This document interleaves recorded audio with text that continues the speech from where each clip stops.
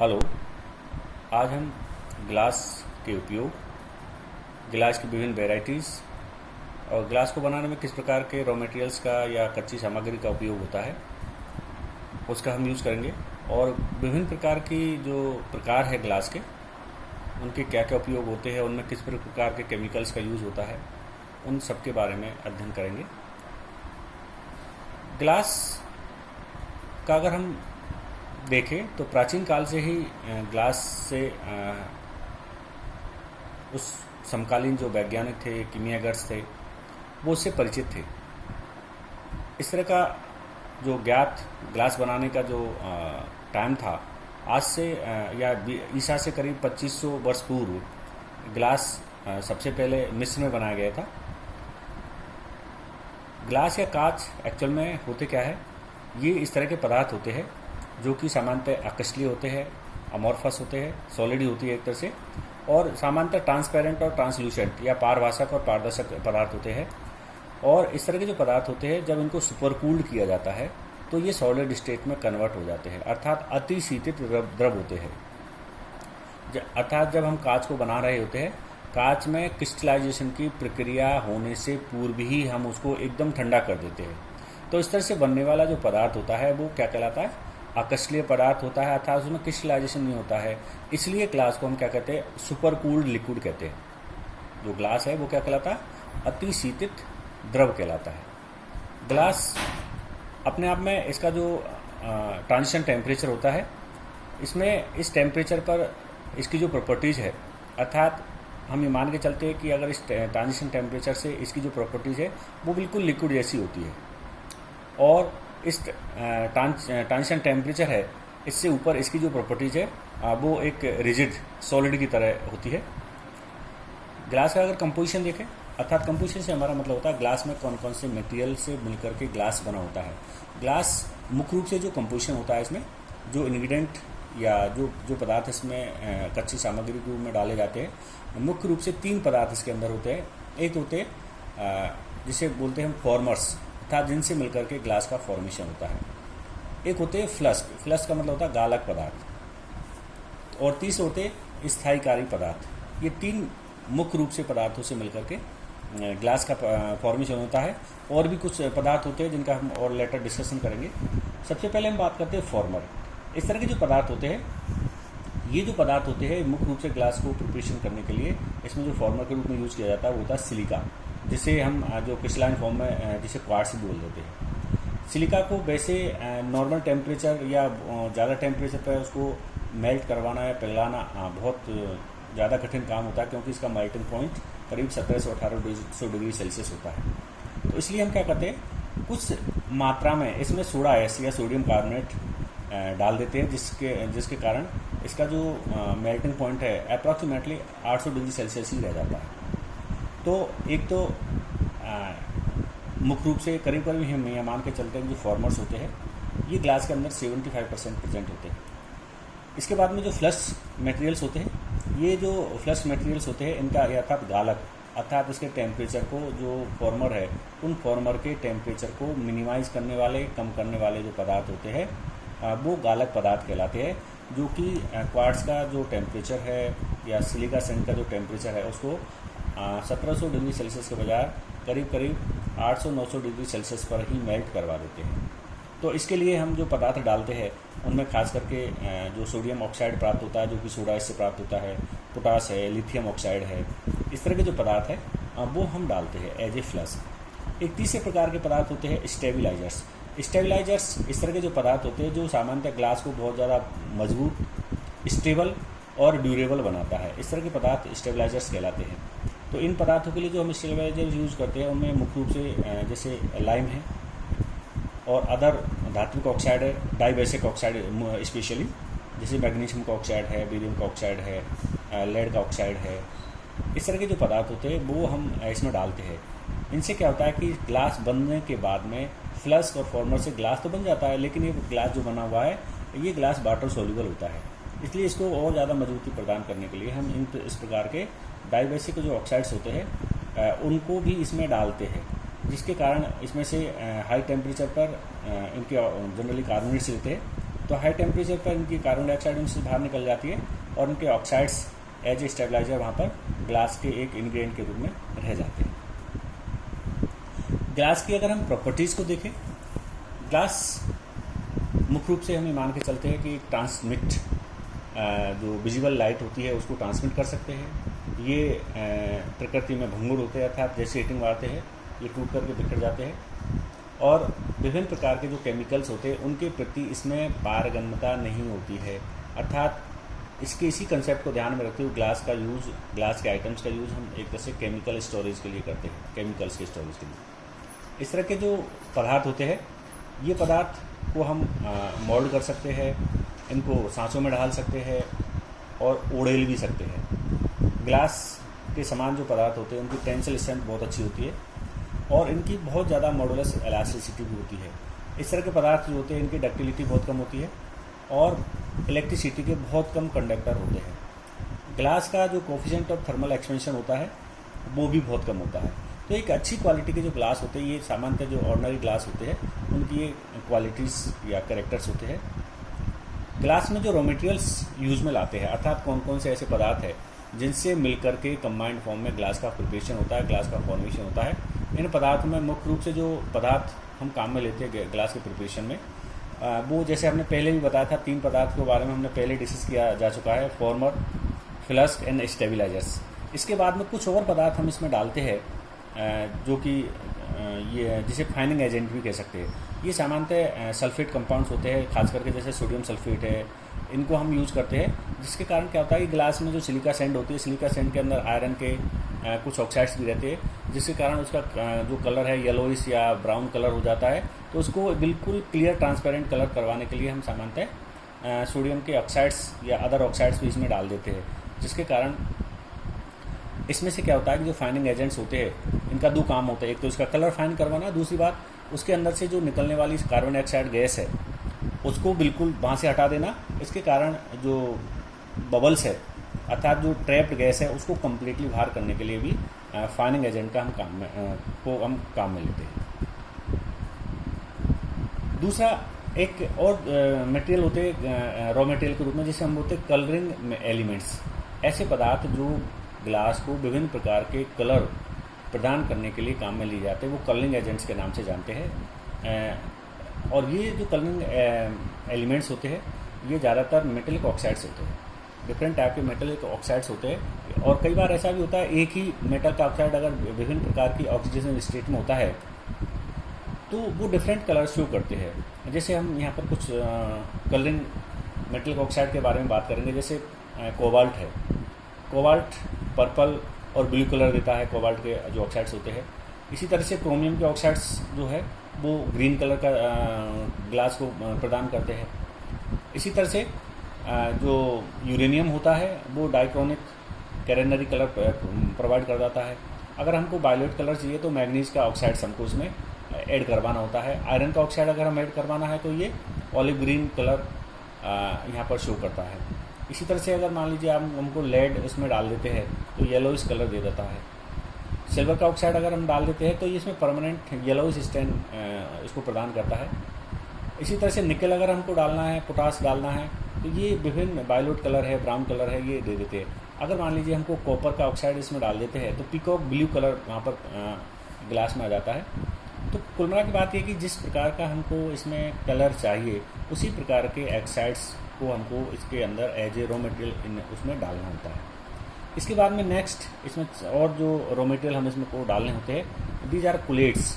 कुलेट्स are broken glass, अर्थात remelted glass होते हैं, अर्थात रिसाइकलिंग वाले ग्लास होते हैं। इनको हम इसके अंदर डालते हैं तो इनका भी वही काम है जो कि गालक का काम था। ये भी एक तरह से जो रॉ मटेरियल है उस रॉ मटेरियल को एक तरह से बांध के रखने के और गालक के रूप में एक अच्छा काम करता है, इसलिए कुलेट्स को हम डालते हैं। दूसरा जो ब्रोकन ग्लास है उसका रीयूज भी हो जाता है। तो कुल मिला के बात ये कि हमको जो रॉ मटेरियल के रूप में हमने देखा ग्लास के अंदर, रॉ मटेरियल में हमने 6 चीज़ हम इसमें रॉ मटेरियल में डालते हैं। एक तो हमने डाला है इसमें फॉर्मर्स, दूसरे हमने डाला है फ्लस्क वो गालक पदार्थ, तीसरे हमने डाला है स्टेबलाइजर्स चौथे डाला हमने कलरिंग मटेरियल्स, 5 में डाला इसमें चौथे डाला हमने रिफाइनिंग एजेंट्स, 5 में हमने डाला इसमें कलरिंग एजेंट्स, और छठा डाला इसमें कुलेट्स। तो इस तरह से ये इनका कंपोजिशन होता है। अगर ये प्रिपरेशन के लिए इस तरह की फर्नेसेज होती है, इन फर्नेसेज में हम फ्यूल इधर से डालते हैं, खास करके प्रोड्यूसर गैस होती है जिससे हम इसको हीट करते हैं। यहाँ पर जो ग्लास का जो जिसे बोलते हैं हम बैच, आगे के हम उसमें देखेंगे, जो रॉ मटेरियल है, रॉ मटेरियल को यहाँ पर भर के और इधर से फ्लेम आती है, इसको बिल्कुल मेल्ट कर देती है हाई टेम्परेचर पर, अप्रॉक्सीमेटली 1500 डिग्री सेल्सियस पर इसको बिल्कुल मेल्ट कर देती है। और मेल्ट होने के बाद में ये जो मटेरियल है, इस मटेरियल को हम वहाँ से हटा करके और अदर प्रोसेसिंग या अदर प्रिपरेशन या अदर जो टेक्निक है प्रिपरेशन की, उसके लिए इसको ले जाते हैं। मोल्डिंग करवाना है, रिफाइनिंग करवाना, जो भी है वो हम उसको कर देते हैं। केमिकल रिएक्शंस जो इसके अंदर प्रिपरेशन के अंदर जो सोडा ग्लास, खास करके जो ऑर्डिनरी ग्लास है, उसमें जो केमिकल रिएक्शन होती है यहाँ पर, सोडा ग्लास को प्रिपेयर करने के लिए हम क्या करते हैं, सोडा एस, सिलिका सैंड और लाइमस्टोन, इनको हम लेते हैं। इसकी जो मात्रा है अप्रॉक्सीमेटली 75%, एक ऑर्डिनरी ग्लास है उसमें 75% होता है, इसकी जो मात्रा है अप्रॉक्सीमेटली 50% लेते हैं, और ये अप्रॉक्सीमेटली 10% या 5% के आसपास होता है। और अदर जो मटेरियल्स होते हैं जिसमें कर्लिंग पदार्थ भी होते हैं, कुछ रिफाइनिंग एजेंट्स भी होते हैं, वो हम उसमें डाल देते हैं। तो ये Na2.CO.6 SiO2, तो ये जो एक जनरल फार्मूला हम कह सकते हैं, एक जो ऑर्डिनरी ग्लास है उसका एक जनरल फार्मूला कह सकते हैं। वैसे अब यहाँ पर इसकी जगह पर यहाँ पर पोटेशियम भी हो सकता है, इसी जगह पर यहाँ पर सोडियम के जगह इसका लिथियम का ऑक्साइड भी हो सकता है। ये डिपेंड करता है कि ये तो सॉफ्ट ग्लास है, अगर हम यहाँ पोटेशियम का ऑक्साइड लेंगे तो ये और ज़्यादा हार्ड ग्लास हो जाएगा। फिर इसकी जगह हम बेरियम का ऑक्साइड ले सकते हैं, मैग्नीशियम का ले सकते हैं, लेड का ले सकते हैं। ये इनमें वेरिएशन होने से जो ग्लास है उसकी वेराइटी में भी परिवर्तन आ जाता है, और उसके साथ साथ इसमें से CO2 बाहर निकल जाती है। ये जो CO2 है, इसको बाहर निकालने के लिए हमने अभी एक जो रॉ मटेरियल यूज़ किया था जिसका नाम था रिफाइनिंग एजेंट, वो इसकी बहुत महत्वपूर्ण भूमिका यहाँ पर होती है। ये कुछ प्रोसेस है, कुछ स्टेजेज है ग्लास फॉर्मेशन की, कि किस तरह से ग्लास का प्रिपरेशन होता है। अगर मान लीजिए हम एक ब्लॉक डायग्राम के हिसाब से देखें कि ग्लास फाइनली किस तरह से प्रिपेयर होता है, किस प्रकार से ग्लास का फॉर्मेशन होता है, तो जैसे हमने अभी बताया था कि ग्लास के कुछ जो रॉ मटेरियल्स होते हैं, उनमें पहला जैसे कुलेट्स, जो कि ब्रोकन ग्लास होता है, या रिसाइकल के लिए जो ग्लास होता है वो होता है। ये सैंड होता है जिसमें खास करके वही सिलिका सैंड SiO2 होता है, और अदर रॉ मटेरियल में वो सभी मटेरियल्स आ गए जिसमें फ्लस्क भी है, जिसमें स्टेबलाइजर्स भी है, जिसके अंदर कलरिंग मटेरियल्स भी है। ये सबके सब पदार्थ इसमें आ गए। इन सबके सब पदार्थ में खास करके जो क्लेट्स है, क्लेट्स को क्रश कर लेते हैं हम, और उसको सॉर्टर करके और उसको क्रेसिंग कर लेते हैं, क्रेसिंग करके, और फिर इसको भी क्रश कर लिया जाता है, सिलिका सैंड को भी, और फिर इनको भी कर लिया जाता है। इन सभी का निश्चित प्रोपोर्शन बना लिया जाता है, और इनका जो निश्चित प्रोपोर्शन है, निश्चित रेशियो है, उसको मिक्स कर लिया जाता है। और ये कंप्लीट जो प्रोपोर्शनेट है या जो मिक्सचर है, दैट इज़ कॉल्ड बैच। तो ये जो पूरा का पूरा प्रोसीजर है, ये that is called batch preparation. Batch बनाने की प्रक्रिया होती है। ये बैच बन गया, और बैच बनने के बाद में फिर हम क्या करते हैं, इस बैच को वही जो फर्नेसेज है हमारी, उस फर्नेस के अंदर मेल्ट किया जाता है। इसको अप्रॉक्सीमेटली 100 डिग्री सेल्सियस के आसपास मेल्ट हो जाता है। मेल्ट होने के बाद में जो कंप्लीट जो मिक्सचर है उसका जो पिघल जाता है, पिघलने के बाद में इस मिक्सचर को हम क्या करते हैं, मोल्डिंग के लिए, अर्थात जिस भी सांचे में आपको डालना है, आपको लेमिनेटेड ग्लास बनाना है, आपको बोतल बनानी है, आपको जग बनाना है, आपको जो भी कुछ बनाना है, वो सब चीज़ें हम यहाँ पर मोल्डिंग के लिए ले लेते हैं। उसके बाद में एक अलग टेक्निक आती है, एक अलग स्टेज आती है, दैट इज़ एनिलिंग। एनिलिंग एक इस तरह की प्रक्रिया होती है जिसमें क्या होता है, जो मोल्डेड ग्लास होता है, उस मोल्डेड ग्लास को एक निश्चित कंट्रोल कंडीशन में उसको धीरे धीरे करके बहुत ही स्लोली कंडीशन में उसको ठंडा किया जाता है। तो इस प्रक्रिया से जो ग्लास होता है वो ग्लास एक तरह से हार्ड ग्लास बनता है। अगर एकदम हम उसको ठंडा कर देंगे तो वो ग्लास बहुत ही ज़्यादा एक तरह से हार्ड तो होता है, लेकिन बहुत ज़्यादा ब्रिटल होता है, और उसमें एक थर्मल रेजिस्टेंस नहीं होता है। इसके बाद में एनिलिंग के बाद में ग्लास को हम टेस्टिंग कर लेते हैं, जो भी उसका मैन्युफैक्चरिंग डिफेक्ट्स है या ट्रैप्ड CO2 वगैरह है, वो उसको हम टेस्टिंग कर लेते हैं। उसके बाद में टेस्टिंग करने के बाद में अगेन उसकी पॉलिशिंग वगैरह की जाती है, और पॉलिशिंग वगैरह करने के बाद में फिर उसको पैकेजिंग एंड शिपिंग के लिए भेज देते हैं। तो इस तरह से फाइनली जो है हम ग्लास का प्रिपरेशन एक तरह से लार्ज स्केल पे कर लेते हैं। तो इसमें जो अभी हम बात कर रहे थे जो मोल्डिंग प्रोसीजर है, मोल्डिंग प्रोसीजर सामान्यतः इसमें कई सारे स्टेप्स होते हैं, खासकर से जैसे प्रेसिंग। इसमें क्या होता है कि जो मोल्ड्स होते हैं उसके जो कोल्ड किया जाता है और शीट्स के रूप में कन्वर्ट कर लिया जाता है। तो इससे जो ग्लास प्राप्त होता है ये एक तरह से लेमिनेटेड ग्लास प्राप्त होता है हमको। ब्लोइंग, इसमें क्या होता है कि जो एयर ब्लोन रह जाती है, अर्थात जो प्रेशर जो डैक्स होती है उस गैस को एक तरह से लिक्विड को हम बाहर निकाल लेते हैं उस गैस को उसमें से। इसी तरह से जो ड्राइंग होता है इसमें क्या करते हैं, जो स्टीम होती है मोल्टन ग्लास की, उसको मोल्टन जो रोल्स होते हैं उन रोल्स के में से बाहर आ जाता है और इस तरह से जो निश्चित डिजायर्ड ड्राइंग है उसमें वो ग्लास फिट हो जाता है।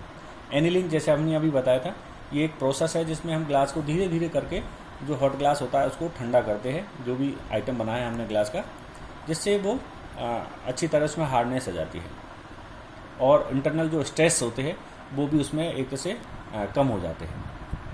अब हम बात करेंगे कि ग्लास के टाइप्स कितने होते हैं, कि कितने विभिन्न प्रकार के ग्लास होते हैं। अब अभी हमने जो केमिकल रिएक्शन डिस्कस करे थे, हमने बताया था कि जो ग्लास की टाइप है वो खास करके जो उसमें जो सोडियम का ऑक्साइड है, कैल्शियम का ऑक्साइड है, इनकी जगह इसमें कई प्रकार के जो ऑक्साइड्स हैं उनका वेरिएशन हो सकता है। तो हम इनका वन बाय वन डिस्कस करेंगे। जैसे एक सिलिका ग्लास, ऑर्डिनरी ग्लास जिसे हम कह सकते हैं, जिसे हम फ्यूज क्वार्ट्स और फ्यूज सिलिका भी ग्लास भी कह सकते हैं। इसमें एक तरह से अमॉर्फस फॉर्म में सिलिका होता है, अर्थात अकशलीय अवस्था में सिलिका होता है, और ये जो ट्रेडिशनल ग्लास है इससे बहुत ज़्यादा अलग होता है। और ये जो ग्लास होता है इसका जो कुछ एडेड मटेरियल डाल देते हैं जिसका इसका टेम्परेचर लो हो जाता है। जो फ्यूज सिलिका है वो एक तरह से हाई मेल्टिंग टेम्परेचर इसके लिए चाहिए, खास करके जब बिजली चमकती है या बहुत सारा हम ये मान के चलते हैं कि जो ज्वालामुखी होता है, तो उसमें जो सिलिका सैंड होती है हाई टेम्परेचर के कारण उसका कुछ पोर्शन ग्लास में कन्वर्ट हो जाता है। तो इस तरह से बनने वाला जो ग्लास है दैट इज सिलिका ग्लास। और सिलिका ग्लास हम वैसे भी बना सकते हैं, इस टाइप का वैसे भी बना सकते हैं। तो प्राचीन काल में इस प्रकार का जो सिलिका ग्लास होता था, इसको जो बार हेड या एरो का जो तीर कमान होते थे उसके हेड पे लगाने के लिए, हथियार वगैरह बनाने के लिए, या शार्पिंग या कटिंग टूल बनाने के लिए इस प्रकार का इनका यूज करते थे। सोडा लाइम ग्लास, जो कि ऑर्डिनरी ग्लास होता है, जैसे ऑर्डिनरी पानी का ग्लास है, चाय का ग्लास है, इस तरह के जो ऑर्डिनरी ग्लास उसे हम कहते हैं that is soda lime glass, और सिंपली सोडा ग्लास भी कह सकते हैं। इस प्रकार का जो ग्लास है इसके मुख्य जो इंग्रेडिएंट होते हैं जिनसे इस प्रकार का ग्लास का फॉर्मेशन होता है, उसमें सिलिका सैंड होता है अप्रॉक्सीमेटली 60 से 75% तक, तो और सोडा होता है इसमें, या सोडा एस जिसे हम बोलते हैं, और उसके साथ साथ इसमें कैल्शियम कार्बोनेट भी होता है। मैग्नीशियम कार्बोनेट या कैल्शियम कार्बोनेट दोनों में से कोई हम ले सकते हैं। और ये जो ग्लास होता है सबसे सस्ता ग्लास जिसे हम कह सकते हैं। और ये जो ग्लास होता है विंडो ग्लास वगैरह बनाने के लिए इसका यूज़ किया जाता है, क्योंकि लाइट का अच्छा ट्रांसमीटर होता है। इस प्रकार के जो ग्लास होते हैं इनको बनाने के लिए हम विभिन्न प्रकार के ग्लास कंटेनर्स है, जार है, इलेक्ट्रिक जो बल्ब है, उनका बनाने के लिए इस प्रकार का ग्लास का हम यूज़ करते हैं।